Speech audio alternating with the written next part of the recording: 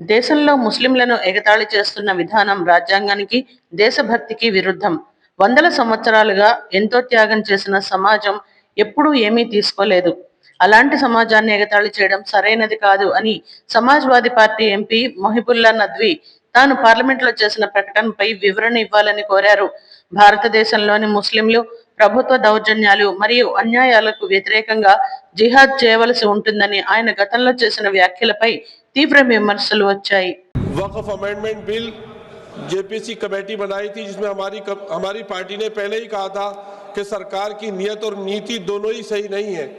6 महीने का टाइम मिला। उम्मीद पोर्टल पे 30% ओनली वक्फ जायदादों का, मदरसों का, मस्जिदों, कब्रिस्तानों का रजिस्ट्रेशन हुआ है। 70% वक्फ जायदादों का रजिस्ट्रेशन नहीं हुआ है। ऐसा लगता है कि आर्टिकल 25 और 26 को खत्म कर दिया गया है और मुसलमानों की जिंदगी हमारे प्यारे वतन में ही तंग कर दी गई है। वो लोग जिनके पुरखों ने आजादी की लड़ाई लड़ी थी, मौलाना अरशद मदनी, वो कह रहे हैं कि जुल्म और नाइंसाफी के खिलाफ लड़ना शायद हमें दोबारा लड़ना पड़ेगा और जिहाद करना पड़ेगा। मैडम, एक जुल्म की एक बर्दाश्त होती है और जब बर्दाश्त खत्म हो जाती है तो जुल्म। धन्यवाद। माननीय सदस्य श्री मोहिबाबुल्ला जी।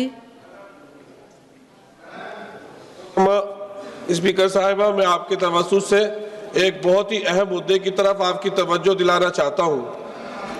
वक्फ अमेंडमेंट बिल जेपीसी कमेटी बनाई थी, जिसमें हमारी पार्टी ने पहले ही कहा था कि सरकार की नियत और नीति दोनों ही सही नहीं है। 6 महीने का टाइम मिला। उम्मीद पोर्टल पे 30% ओनली वक्फ जायदादों का, मदरसों का, मस्जिदों, कब्रिस्तानों का रजिस्ट्रेशन हुआ है। उस पर भी सर्वर डाउन चल रहा है और वो डेट खत्म हो गई है। 70% वक्फ जायदादों का रजिस्ट्रेशन नहीं हुआ है।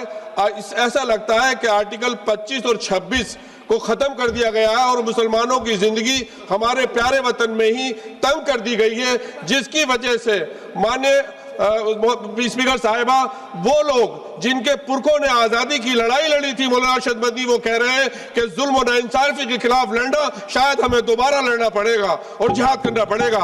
आखिर कब तक मुसलमानों को इस तरह से दबाया जाता रहेगा मुल्क में? मैडम, एक जुल्म की एक बर्दाश्त होती है और जब बर्दाश्त खत्म हो जाती है तो जुल्म। धन्यवाद। माननीय